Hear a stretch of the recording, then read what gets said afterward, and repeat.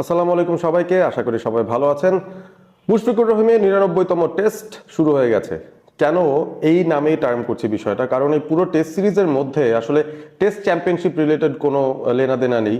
এই টেস্ট সিরিজটার ভেতরে আসলে অন্যান্য কোনো মাইল ফলকে কে ছুঁয়ে যাবেন সেই ব্যাপারগুলো নেই। পুরোটাই মনে হচ্ছে মুশফিকুর রহিমের টেস্ট ক্যারিয়ারটাকে সেলিব্রেট করার একটা উপলক্ষ।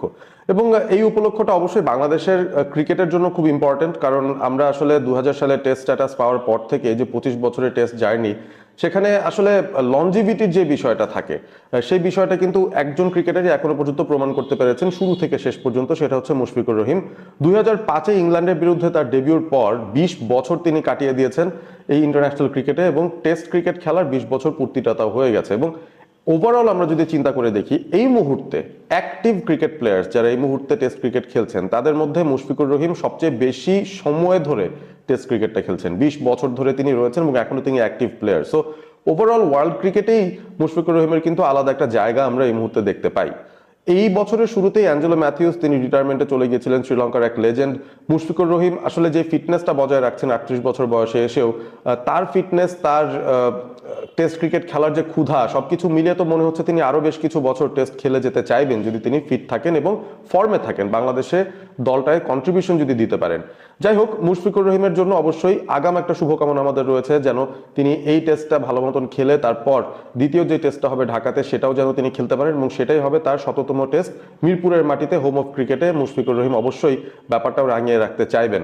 তবে এই যে ওভারঅল 100 টেস্টের জার্নি, সেটা এত বিলম্বিত কেন হয়েছে, কেন 20 বছর সময় লেগেছে বাংলাদেশের একজনের 100 টেস্টে পৌঁছে যেতে? কারণ মোস্ট লাইকলি ব্যাপারটা এরকমই যে অন্যান্য যারা বেটার ক্রিকেটিং নেশনস আছে, India, England, Australia, south Africa, New Zealand, Pakistan, Sri Lanka, West Indies, যাদের কথাই বলি না কেন, তুলনামূলকভাবে তাদের চেয়ে কম টেস্ট বাংলাদেশ কিন্তু সাধারণত খেলে। এবং কোনো কোনো বছর দেখা যায় 2টো টেস্ট খেলছে বাংলাদেশ, 4টা টেস্ট খেলছে বাংলাদেশ। সো এভাবে করে এগিয়ে যেতে থাকলে আসলে ওই 100 টেস্টে পৌঁছে যাওয়াটা কিন্তু খুব কঠিন একটা ব্যাপার। অন্যান্য ডেভেলপড ক্রিকেটিং নেশনসগুলোতে যেভাবে এক একজন ক্রিকেটার 100 টেস্টে পৌঁছে যান খুব কম সময়ের ভেতরে, তার কারণটা হচ্ছে তারা বছরেই 12-15টা টেস্ট হয়তো খেলছেন।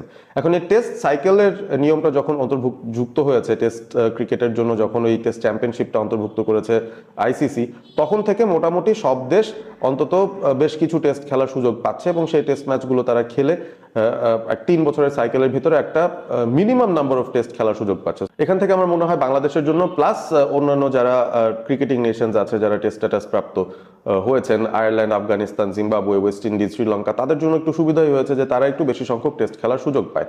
এবং টেস্ট চ্যাম্পিয়নশিপের মধ্যে দেখবেন যে বাংলাদেশের সঙ্গে যে সকল টেস্ট সিরিজ হয় সেগুলো আসলে মূলত 2 টেস্টের সিরিজ, এই ধরনেরই কিন্তু ঘটনা আমরা ঘটতে দেখি। 3 টেস্ট, 5 টেস্ট, এই ধরনের সিরিজ কিন্তু বাংলাদেশ খেলেই না বলতে গেলে। সো ওই জায়গা থেকেও আমার কাছে মনে হয় বাংলাদেশের জন্য একটা ড্রব্যাক থাকে। তবে টেস্ট ক্রিকেট ফিরেছে প্রায় 140 দিন পর, বাংলাদেশ আবারও সাদা জার্সিতে লাল বলের ক্রিকেটে মাঠে নেমেছে, এবং সিলেট ইন্টারন্যাশনাল ক্রিকেট স্টেডিয়ামে আয়ারল্যান্ডের বিরুদ্ধে প্রথম টেস্ট ম্যাচটা শুরু হয়ে গেছে। ডে 1 শেষ হয়ে গেছে, এবং ডে 1-এর যে গল্পটা সেটাই আসলে মূলত এই ভিডিওর মূল গল্প।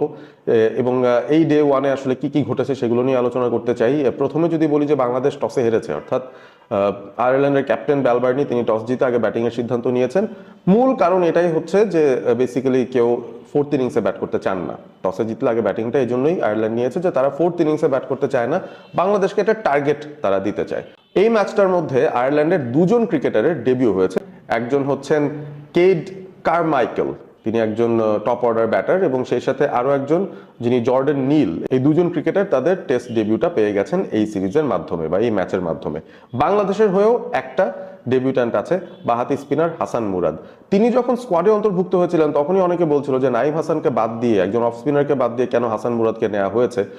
তারপরও হোম টেস্টে খেলা হচ্ছে, সেখানে তো নাইম সাধারণত সুযোগটা পেয়ে যান, যেহেতু তৃতীয় স্পিনারের খোঁজ যখন বাংলাদেশ করে তাইজুল এবং মিরাজের পর, ডেফিনেটলি হাসান তিনিই থাকেন, নাইম হাসান তার নামটাই উঠে আসে। তবে আমার কাছে মনে হচ্ছে যে লজিকে এই স্কোয়াডে হাসান মুরাদকে ইনক্লুড করা হয়েছে সেটার পেছনে একটা কারণ আছে, এবং কারণটা খুবই সিম্পলটা হচ্ছে ম্যাচ আপ। এই যে ম্যাচ আপের গল্পটা আমরা বলি যে প্রতিপক্ষের কতজন ডানহাতি ব্যাটার আছেন, বাঁহাতি ব্যাটার আছেন, সেই হিসেব করে বাঁহাতি স্পিনার, ডানহাতি অফ স্পিনার, এভাবে করে হয়তো একটা মেজারমেন্ট করা হয়।